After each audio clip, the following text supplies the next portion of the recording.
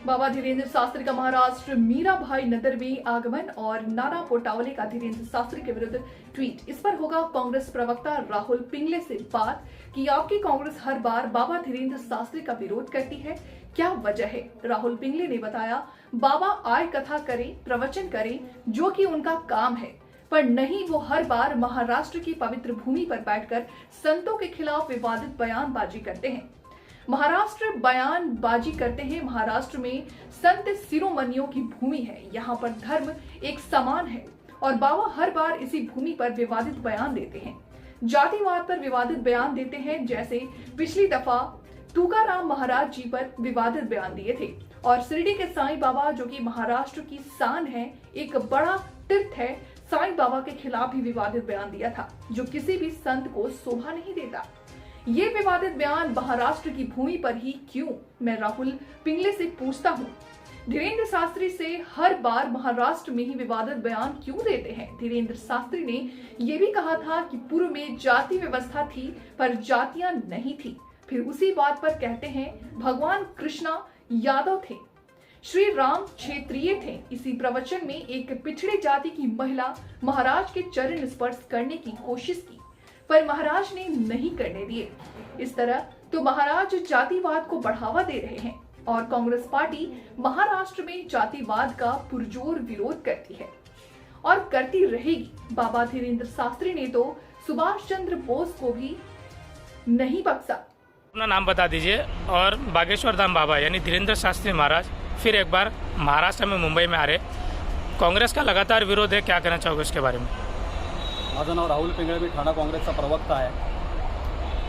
बागेश्वर धाम बाबा महाराष्ट्र में आ रहे। महाराष्ट्र तो संतों की भूमि है, पर इन संतों की भूमि में आके हर बार विवादित बयान करना, बाबा को महाराष्ट्र में आना चाहिए, कथा प्रवचन निरूपण करना चाहिए, पर हर बार आके कुछ न कुछ विवादित बयान करना, जाति के आधार पर, धर्म पे आधार पर, इन बयानबाजी का कांग्रेस विरोध करती है।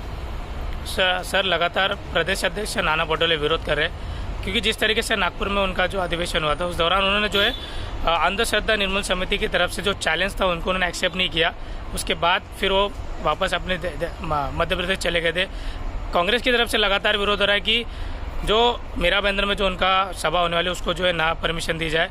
ठाणे में कांग्रेस की तरफ से क्या रहेगा उसमें। देखिए, ये तो सही बात है, परमिशन के लिए मैं नहीं बोलूँगा, लेकिन उनको चेतावनी जरूर दी जाए कि हर बार आके महाराष्ट्र में विवादित बयान करना, जैसे कि तुकाराम महाराज जी पे उन्होंने कहा था, वैसे साईं बाबा जी के बारे में भी उन्होंने ऐसे ही विवादित बयान किया था। और इन विवादित बयानों के साथ में हनुमान जी के बारे में उन्होंने कहा था, श्री कृष्ण भगवान यादव समाज से है, भगवान राम क्षत्रिय समाज से है, पूर्व पर जाति व्यवस्था थी लेकिन जाति नहीं थी, ऐसे जाति आधार पे भी उन्होंने कहा था, और निचले जाति का होने की वजह से एक को पाँव भी उन्होंने छूना नहीं दिया था। ये उनका पूर्व इतिहास रहा है। और हर बार जो विवादित बयान महाराष्ट्र की भूमि में करते हैं, महाराष्ट्र में सब एकों पे से रहते हैं, कोई धर्मभेद जाति भेद यहाँ पे है नहीं।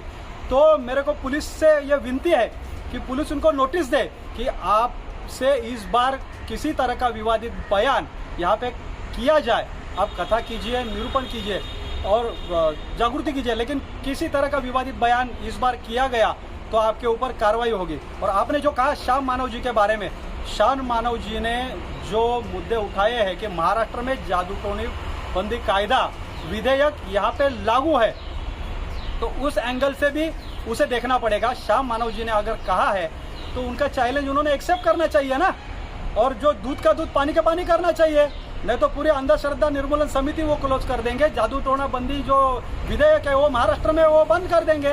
तो उनको दिखा दे वो, और वो जितने उनके जो अंधश्रद्धा निर्मूलन समिति वाले उनके शिष्य बन जाएंगे, उनकी शिष्य संख्या बढ़ेगी ना। तो देखो, ये पुरोगामी महाराष्ट्र है। पुरोगामी महाराष्ट्र में जैसे कि मैंने कहा कि हर बार उनका विधान विवादित रहा है।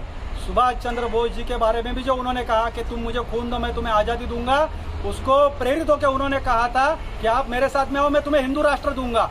इस तरह के जाति भेद पे आधारित विवादित बयान, संतों के आधारित विवादित बयान उनके द्वारा किए गए तो कांग्रेस उसका पुरजोर विरोध करेगा।